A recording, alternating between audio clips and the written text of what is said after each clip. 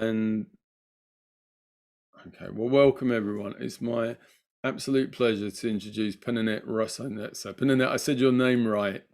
I've been practicing it before the beginning. It means little pearl in Hebrew, which is lovely. So Pninit is a real star in the existential and meaning field, and I think particularly kind of linking existential ideas to positive psychology. And kind of what I found really exciting about her work and why I wanted her to come and talk to us is because I think the idea of introducing meaning making with kids and working with kids around these topics is such an exciting idea, and links in with work around social and emotional learning from a really different angle. So Pninit's been working around positive psychology, spirituality, positive change, growth. She's the head of the education department at Achva, is that right? Achva Academic College, and the founder and head of the Compass Institute for the Study and Application of Meaning Life, and head of the academic training program for logotherapy at Tel Aviv University. And logotherapy, of course, is a form of therapy developed by Viktor Frankl, which is such an important approach for our field. So she's published loads of work around meaning and around positive psychology, co-authored 4 books and co-edited 3 books around these topics. So Pninit, I'm going to hand over to you. We'll have a talk for around 45 minutes or so, and then time for questions. Thank you. I'm super excited to be here. And Mick has been my own personal inspiration for years, so it's such a big honor to be here. And as a person who is really interested in how we can use these ideas of meaning and existential psychology and positive psychology to improve people's lives, it's a big honor to meet you. And as I learned, you are doing those things in practice, so it's a big honor. So today I'm going to talk about a topic which is close to my heart, and I'll present some empirical, but mostly practical implications derived from my own interest and passion to build connections between scientific knowledge and social change in real life. So I'll begin with some, just briefly refer to why we need to move from theory to practice. Then I present some examples from meaning making in action in the community and larger society. And then I'll just kind of zoom into what I call education for meaning. So that's the plan, and I hope you'll enjoy the journey with me. So for thousands of years, philosophers have spoken about the importance of the whole, about the spiritual, physical, intellectual, relational, emotional components that make up the full life. But over the years, as we know, these components have drifted apart and left a broken world and worldview. And our world today, as we know it, is more fragmented, polarized, and alienated than ever before. And Otto Scharmer kind of points out to 3 divides facing modern societies: ecological, social, and spiritual. These divides correspond with some of the greatest challenges of our time, such as increased levels of loneliness, intolerance, and detachment. And of course, we cannot ignore the pandemic that is still around us in many parts of the world. And we know that the outbreak of COVID-19 has also intensified these divides and triggered mental health challenges that we see all around us. But not only as a socio-cultural phenomenon, progress in science and technology has also led to gradual fragmentation within the social sciences.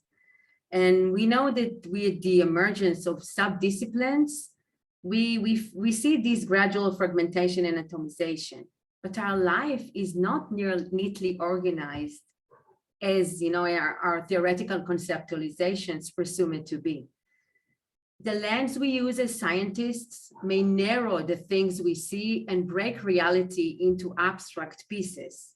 That may prevent us from seeing the complex, diverse, and rich mixture of colors that is our human nature. And along the same lines, Parker Palmer, which is a philosopher, kind of relates to education specifically, he suggested such split underlies many challenges we see today in education systems. There is often a lack of recognition that academic knowledge and practical knowledge are fundamentally different. Academia traditionally produces epistemic knowledge, which is more abstracted teachable, and often presented as a set of principles. Yet practice, which essentially means doing transformation, requires more than epistemic knowledge. It requires practical knowledge of know-how, of the technique. So this may lead to misconceptions or gaps between knowledge and practice. And we see those pictures daily in schools. We saw that in Zoom, here we saw black screens of students there. Basically, they're physically there, but emotionally and spiritually, they're not there with us. So we need to move from fragmentation to wholeness. As Peter Senge puts it, we tend to focus on snapshots of isolated parts of the system and wonder why our deepest problems never seem to get solved. And when we examine the origin of the word health, we find that the Latin source of the word is hal, which means whole. If we want to cultivate health, if we want to heal, we need to adopt a more holistic framework of the divided and fragmented parts of an individual, a system, and society at large. And specifically referring to meaning, recent years have seen a surge in academic research on meaning in life. We know much more than we used to know about meaning. On the other hand, there is a growing need to search for meaning in life among the general public, especially following the pandemic.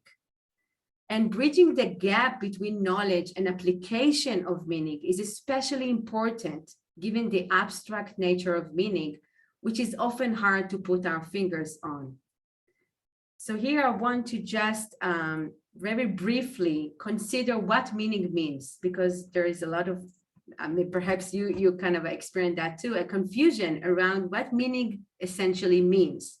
And of course, any definition in social sciences can be a cookie cutter, which leaves a lot of other ingredients out of the definition.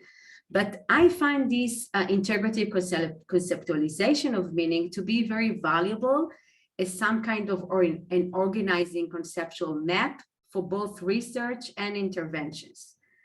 So the integrative definition includes three central dimensions: comprehension, purpose, and mattering. So the first ingredient, the cognitive one, refers to comprehension or making sense. It's the feeling that our lives make sense, that it has order, continuity, and coherence.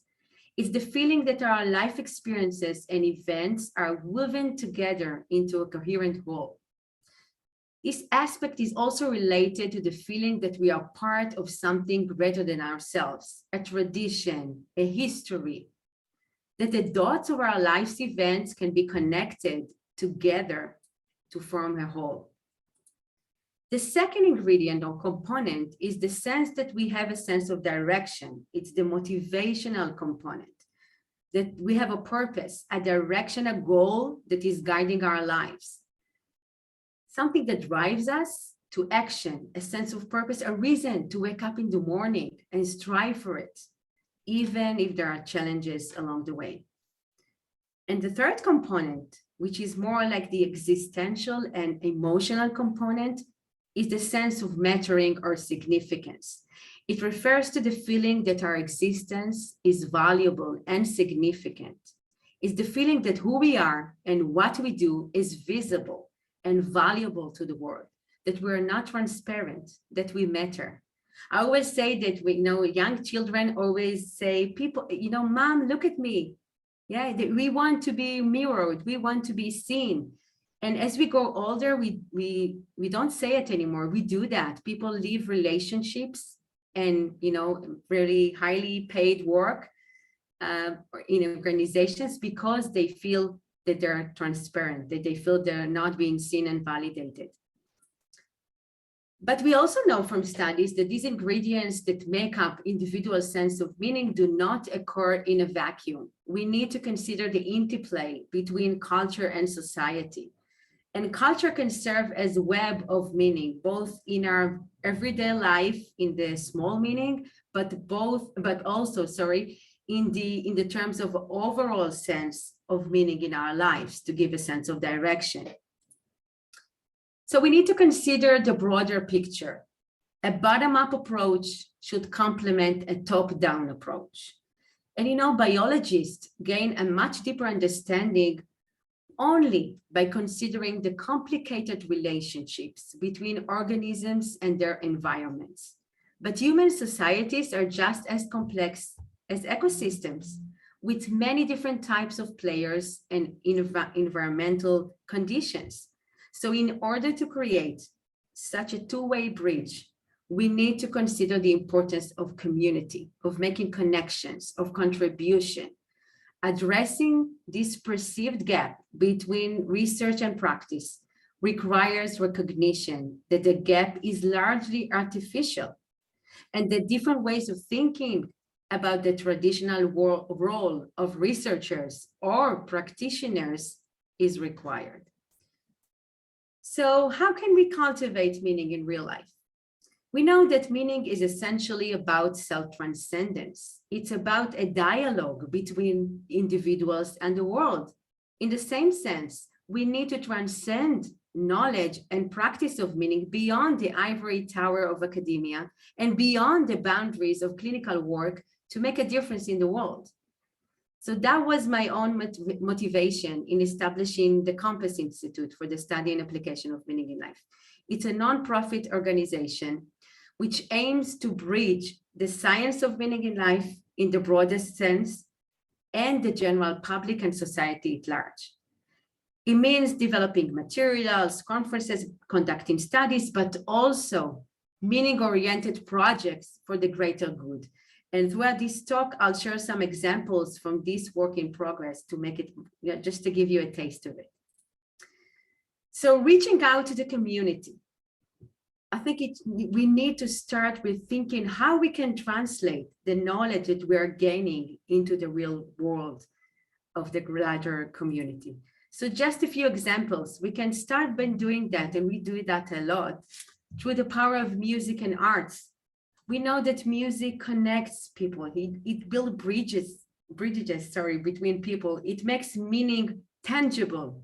So we do that through different types of music and dialogues in museums and arts as meaning-making arenas.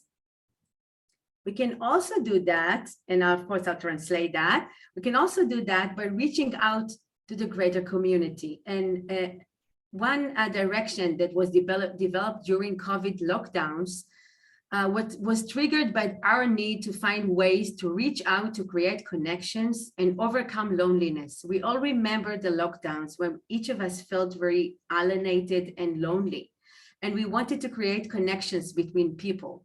So we created ads with reflective questions, Socratic questions that were widely disseminated and were translated to more languages such as English and Arabic. And they were disseminated throughout the country in different places, on billboards, on different places, supermarkets and organizations, different places. So people could just pull down an answer and trigger a conversation. It can be someone waiting in the line. There used to be lines, if you remember, during the lockdowns. It can be someone in the elevator in your building. It can be with your family during dinner. So we kind of triggered people to make conversation and to feel less lonely. So all of these were meaning questions, Socratic questions. So this is just an example in Arabic and in Hebrew and English. And we had like more than almost 40 ads like that, each week a different question. Reaching out, we also did that through monthly magazines on different topics related to meaning each month. For example, humor and meaning, freedom, responsibility and meaning, loss and meaning, and more. Each packed with research, interviews with real life people, spotlights on poems, projects, and people who exemplify the 3 pathways of meaning that I'll later discuss: creative, attitudinal, and experiential. We can also do that by creating communities of meaning. And so we created different projects that brought people together through different ways of meeting each other and discussing about meaningful topics, universal topics, human topics that transcend our differences and boundaries. One of them, one project, which kind of celebrates intergenerational connection, was kind of a win-win. It was an empowering experience for youth and an opportunity to share and document life stories. It was a life stories project between youth and Holocaust survivors. It was an opportunity for them to meet a few sessions. These were the protocols that accompanied the project. And the youth, the teenagers came to these elderly people houses, and they heard the life stories. They did a life review story, and then they created together a shared product based on that story. It could be a picture, a video clip, an art, and learning between young children and older people. It started with a small group of teenagers, and it grew to many other cities around the country. And this project of elderly and teenagers, they had training and protocol, including meaningful choices, experiences, values, but most of all, legacies. And we know that stories shape our lives and the way we make sense of the world. It can create a sense of mattering, as we discussed earlier. So this project was really meaningful for both sides. So two of the main environments I thought would be crucial to begin making a change in society were education, which I'll zoom into now, and organizations. We can also think about how we can design meaningful processes in the workplace. But I want to zoom in now on, especially on meaning, because I personally feel, and I understand that many of you may feel the same, that the future of us as humans, I would even say, starts with education. Children are our future in so many ways, and I think especially today, the world has changed and continues to change rapidly. But we know that humans' core existential needs haven't changed.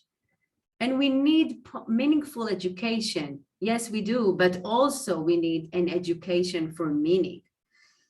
And the question of meaning is a crucial one, not only in the short term, in the sense of educational, pedagogical practice, but also in the long run, as something that we can prepare children and adolescents for life in the 21st century. Our VUCA world, we know the volatile, uncertain, complex, and ambiguous world introduces new challenges. We know social networks and FOMO, the paradox of choice, and we need to help our students to calibrate their internal compass to navigate these challenges. So in the face of the uncertainties and instabilities of our time, many young people are considered to be directionless drifters. They need a sense of orientation, direction, value, and purpose. But this task, which is, if we think about transformation, and I know CREST is about transformation, these questions of meaning and identity are crucial. But our education systems fall short in addressing these crucial questions of meaning and identity. And I personally think that rather than knowledge agents in an age of knowledge explosion, schools should serve as meaning agents.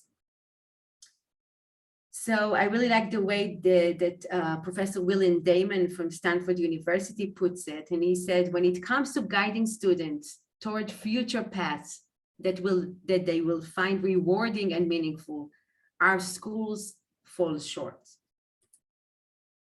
Yet research consistently shows that meaning has a profound ongoing impact on our lives and a significant contribution on our well-being, on our ability to cope, as well as to our mental strength and physical health, including longevity. It was also found to be an important protective factor, which allows better coping with stress and acts as a buffer for exposure to risk factors. And we also know that a lack of meaning in life, especially for young people, was found to be related to boredom, alienation, lack of engagement, dropout, depression, addictions, violence, you name it. So we need to address meaning in education. It's more than it's more than social emotional learning. We need to directly touch meaning and values.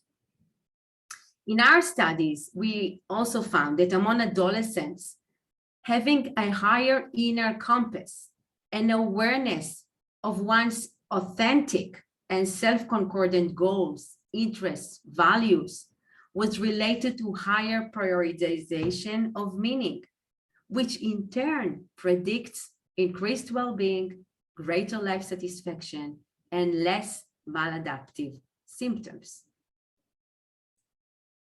In other words, I really like this quote: it is easier to build strong children than to repair broken adults.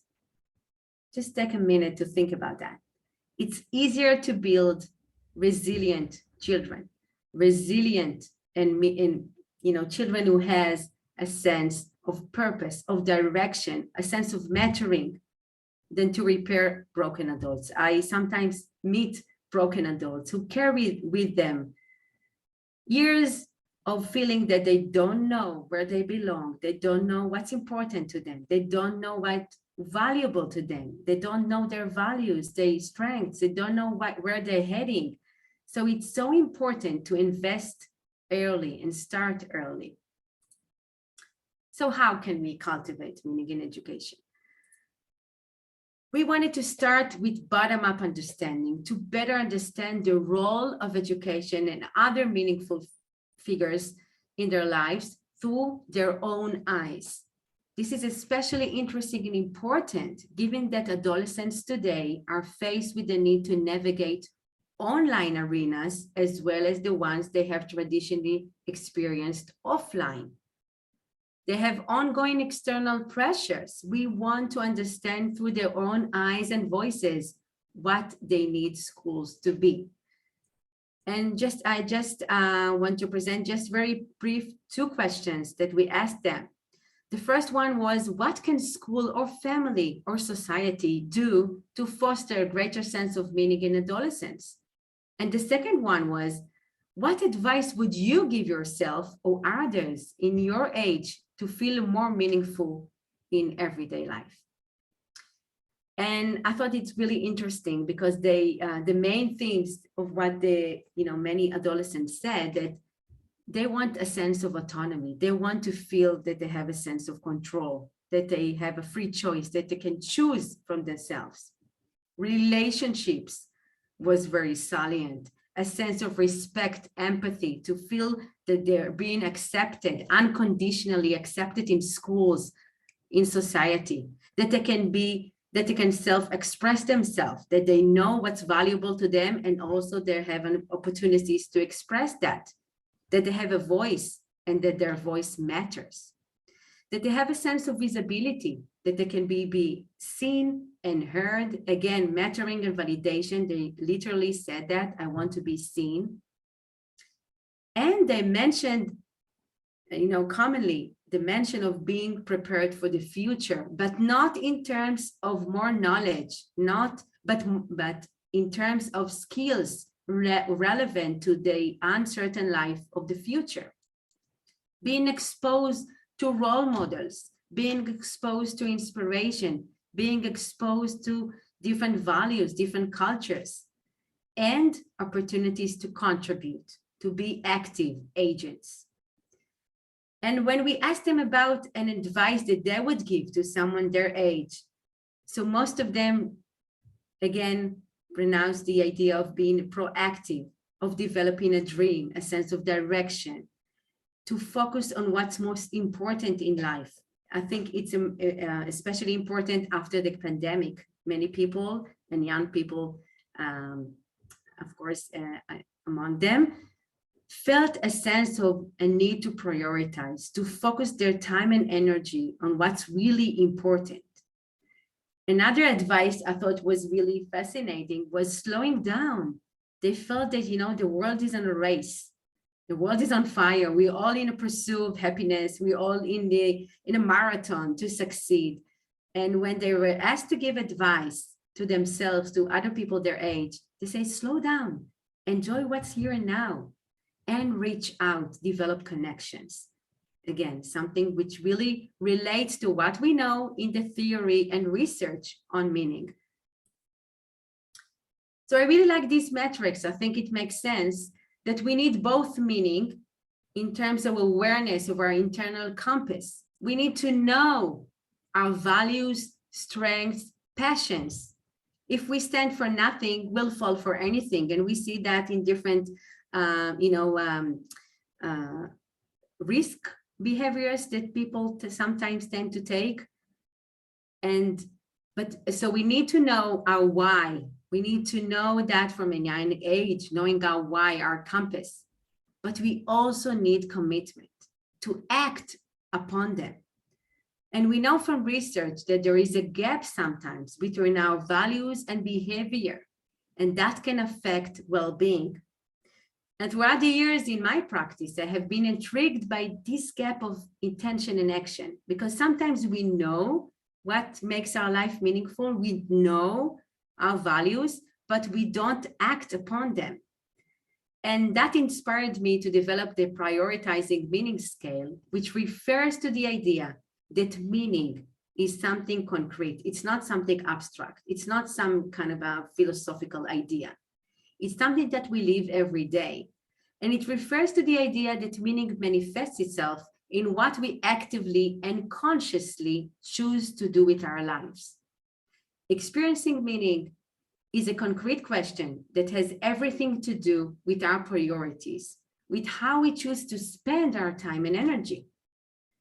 And so we know that when both of them are low, we feel that our lives is a kind of a set of chores. We must do that. We don't know why we do that, and we're not committed. When our sense of commitment is high, but our sense of meaning is low, we don't know our why, but we're really committed, then our lives sometimes feel like a set of duties. A good mother should do that. A good student is supposed to do that. And when meaning is high, when we know our values, we know our why, but we're not committed to it, we know that there's a large body of research on regrets, because we sometimes feel that our life is kind of an unrealized opportunities. We don't live what's really important to us. But when they are both high, when we know our why and we act upon that, then we have what we call a sense of calling. Then we feel we have a mission. Then we have, like Mick loves to say, a sense of directionality, right? We have a sense of direction. We know where we're heading because we know our why and we act in accordance. So on the one hand, we need to enable, I'm going back to education because as we said, we need to start that early, not just as adults. Of course, we can start in any age, but going back to education, we need to allow both exploration and experimentation. And we know that also in identity, in forming identity and meaning go along, in parallel lines, because we need to develop exploration of our personal values, goals, and strengths, to know ourselves, know thyself. We need to know, we need a sense of self-discovery. But on the other hand, we need commitment to a goal that has a personal meaning, which kind of improves our self-worth. It provides a sense of purpose, a sense of control, a sense of agency. So we need both. Children need to explore the world around them, to understand what their values are. It's not something that we get from our parents. It's not something that we get automatically. It's something that we need to develop as we experiment. But at the same time, we need to commit. Otherwise, we have a crisis in meaning, just as we can have a crisis in identity development. So what about young children? I discussed until now mostly about adolescents and adults, but developmentally, we know that the search for personal meaning begins relatively early in our development. I would even say that when our language develops, the first question usually children are asking is why? right? They want to understand the world around them. They want to understand themselves. So it's a meaning question. And it starts really early in their development. It's kind of a powerful driving force in forming healthy identity, healthy sense of purpose, of well-being. Yet, believe it or not, I think you can believe me, that most studies about meaning in life focus almost exclusively on adolescents and adults. Perhaps because of the assumption that the psychological complexity involved in the development of meaning in life could only be achieved by mature individuals. So we hardly have any assessment tools applicable to young children, which I found very disturbing. I think we children are asking many questions. They're occupied with meaning, but how can we test that? How can we approach that? So what we did, we developed and validated a new instrument trying to assess meaning in life in children. We started, I'll present that in a second, with Frankel's meaning triangle. And we tried to examine the relationship between the three pathways of meaning in children and their social, emotional functioning. And we began, we began by asking them, again, bottom up, focus groups with young children, trying to understand what they find valuable. Qualitative research to understand in their worlds, trying to kind of reach out to their own way of understanding meaning. What's valuable to them? What's important in their lives? Again, children are occupied with questions of death, existential questions. They're asking about death. They're asking about, God. They're asking about meaning. They're asking about life. But as educators, as parents, as therapists, we don't always understand how they make sense of these questions. And we don't always make or create a space for exploration of these questions. So just very briefly, for those who are not familiar with the meaning triangle, Frankel's meaning triangle, logotherapy highlights three pathways to discover meaning in life that we can apply, of course, to educational settings, organizational settings, therapeutic settings. The experiential pathway refers to what we get from the world in terms of our experiences and encounters with others, with life's gifts such as love, relationships, communities. It can be arts, can be nature, can be music, something which transcends us, that we go out of ourselves in a dialogue with the world. If I had time, I would ask, people here in the room about your meaningful moments in life. Most of us would refer to relationships. Most of us would refer to nature, a sense of awe, a sense of wonder when we listen to a music, when we watch a piece of art, when we read some inspiring piece in books or quotes or things that really touched us. This is the experiential values of the experiential pathway. The second one is creative values or the creative pathway. And that is about how we transcend ourselves to what we give to the world in terms of our unique footprints. That can be through creation, taking action, volunteering, acts of kindness, contribution. Any contribution counts. And the third one, which kind of considered to be the higher of the three, all of them are expression of self-transcendence. But the attitudinal values or taking action is the stand or attitude that we can take regarding situations that we cannot change and unavoidable suffering or pain. It's our ability to rise up and imbue spiritual, I would even say, meaning to what's happening. Again, we saw that in COVID-19. This may remind some of you of the Japanese idea of kintsugi, which I really like. It's the power of transforming brokenness into beautiful masterpieces. It's seeing the beauty in our fragility.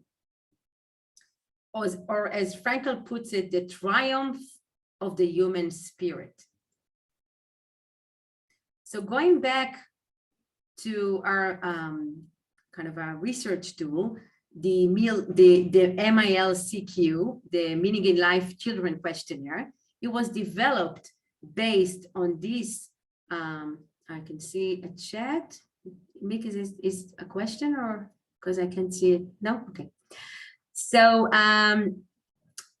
just really quickly, we administered that to almost 2,000 elementary school children, and it was validated. It has been translated to 6 languages until now, and we also have evidence from other countries. And so we have, and just very briefly, just showing you ideas, kind of the creative subscale assesses children's sense of meaning stemming from their self-concordant actions, deeds, everyday behaviors, habits, their sense of contribution and creation. The experiential subscale examines again, in children's words and bottom-up understanding based on group sessions of understanding how they see it. A sense of connectedness, family, friends, all human beings, and transcendence. And the attitudinal subscales examines children's positive approach to experiences of pain, hardship, difficulties, disappointments, suffering that, of course, are part of life experiences. So what we found very briefly is the children's level of meaning, which again comprised of all these 3 subscales, was positively associated with their life satisfaction and positive affectivity, higher positive emotions, lower negative emotions, and it was negatively associated with social and emotional difficulties. And we also found some gender differences. Girls reported significantly higher overall sense of meaning in life than boys, and lower levels of social, emotional, and behavioral problems. But for me, these results and other initial findings from different countries suggest that adapted developmental language and sensitivity to the needs and to the language of young children are needed when we want to approach the topic of meaning in life among children and adolescents. We don't need to ignore that or trying to, top down concepts of adults, but we need to speak in their own language. Our next steps involve real-time assessments as they go through their day, asking them how they spend their time, how do they spend their days, which activities were meaningful to them, which interactions, how they can list and who they were with, what they were doing in those activities to better understand the activities and how they essentially live their days other than self-report questionnaires. So now I want to briefly touch on an intervention program that was developed along the lines of these research studies, and what I call meaning detectives. And the idea of meaning detectives is to provide a hands-on holistic view and application of the broad range of the concept of meaning suitable for children and adolescents, and to allow accessibility to the rather abstract topic, as we mentioned, and to encourage children to act as meaning detectives, striving to explore and discover meaning potentials and clues. They're acting like detectives. They're searching for clues for meaning in their lives. They're searching for values and their footprints in the world. And this program, of course, it's currently being tested and assessed in different levels of both teachers and students, both in elementary schools and high schools.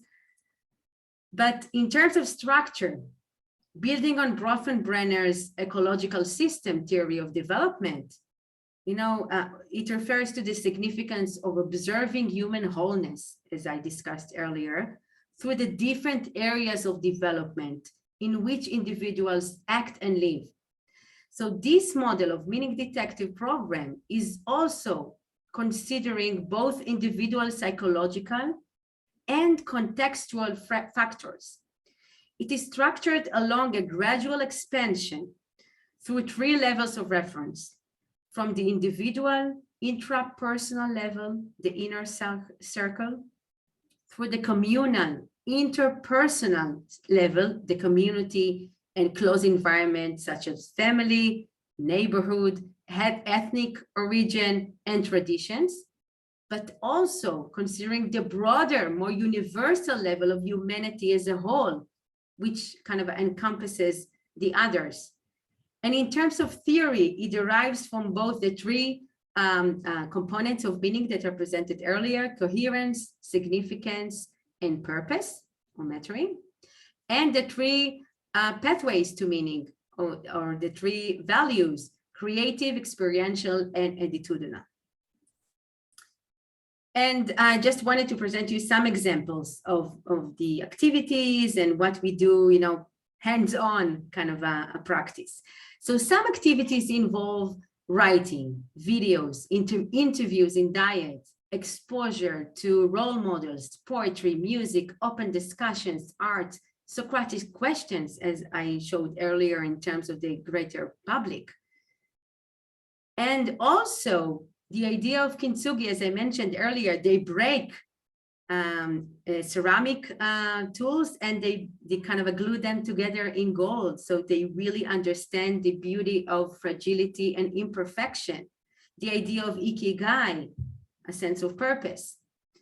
It can also involve taking pictures as non-verbal and intuitive way to identify meaningful experiences, sources of meaning, and meaning clues. Again, there are meaning detectives. They're looking for clues and they give titles. So these are just examples of Socratic questions.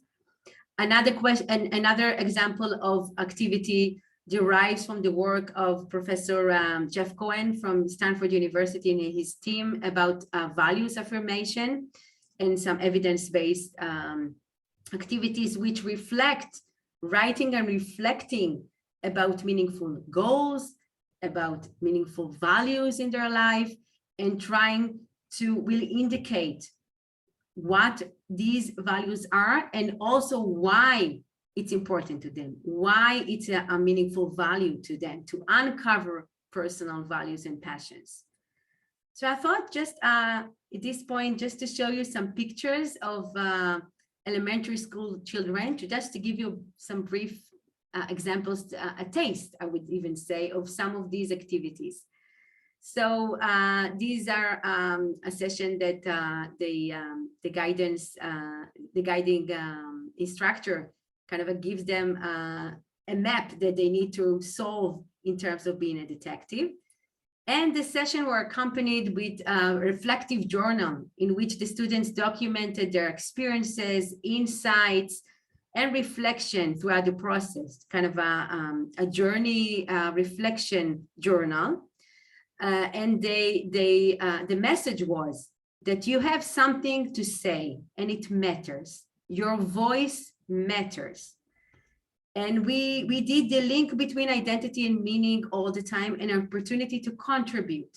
So these are just examples from the journal, but each of the students got a colorful journal that each of the session they had to kind of reflect and do a task at home, and also to involve their parents in what they did in the session. And we also know that physical environments are important to children's well-being, learning, and involvement. So at the end of the sessions, the student created themselves an inspiration wall that was hung in the school, which summarizes their experiences from the intervention program. It could be photos, reminders of the various activities. Here you see the coat of arms and people who are their heroes and people who influenced them. And also their own wall of imprints. As I mentioned earlier, we all have a special singular footprint in the world, even identical twins. So each of them had at the beginning of each session, the imprint in the world. So I don't know how much time I have, but I just wanted to, do I have time? Maybe 5 minutes. Okay. So really briefly, just to show you the inner circle of the personal, kind of an interpersonal, trying to identify meaning, signposts, and their ikigai and passions and strengths and sense of authenticity. In the communal, level, they try to explore traditional food, kind of a sense of origins, trying to explore their history and tradition, family tradition, and their personal history. And in terms of the universal and humanity, we did that through the things that exemplify the human spirit, the triumph of the human spirit, I would even say, that go beyond our inner and close circles. And okay, and of course they planned for the future, and they had a sense of contribution. They had to commit to something that they do beyond themselves. So, as I mentioned earlier, meaning is about self-transcendence. So we need to know this self before we transcend from that, but then we need to make some kind of contribution. So just to kind of wrap things up and connect the dots, I wanted to just kind of summarize my own personal, I would even say, reflections or insights from this journey of both society and education. And of course, there is still a lot to be done. But at this point, I just wanted to kind of very briefly summarize. So we need to remember our why. A journey like that takes time and effort, especially in schools, especially during the pandemic. We need to also cultivate a sense of creativity and innovation, find new ways to reach out and make it more accessible. As I mentioned earlier, it can be museums, it can be music, it can be different projects, but we need to always think outside of the box to try to reach out in different languages and pathways. We need to consider how we can build bridges, and to adapt a terminology and language suitable to everyday life, and not just something from, again, ivory tower or a clinical work, which is kind of a top down. And let us not forget the power of small beginnings, because every step counts. We, as I see it, we have a social responsibility to extend our focus on the individual to the society, and to extend meaning beyond academic research and psychotherapy to more arenas. Just like Harold and the Purple Crayon, we can create bridges between ideas and abstract conceptual models and real life people and experiences. We can start by asking, what do we want to accomplish? How we will achieve these results to make society a better place. And just one last contribution, this is being translated as well. My children's book, along with an artist who comes from a different world than mine, from this stage. And this is a book about authenticity, about following my own voice, trying to find my voice. And this is for kindergarten children. So we go even earlier, start earlier with kindergarten children to help them find their voices. And at the end of the book, there are really kind of a tangible tools for both educators and parents to kind of make this opportunity of reading books to their children and create a meaningful dialogue. So with an eye and hope for the future, let us not underestimate the power of small steps, good intentions, and highly committed individuals. Thank you for listening. And I'll end here. I hope I kind of made it to the time.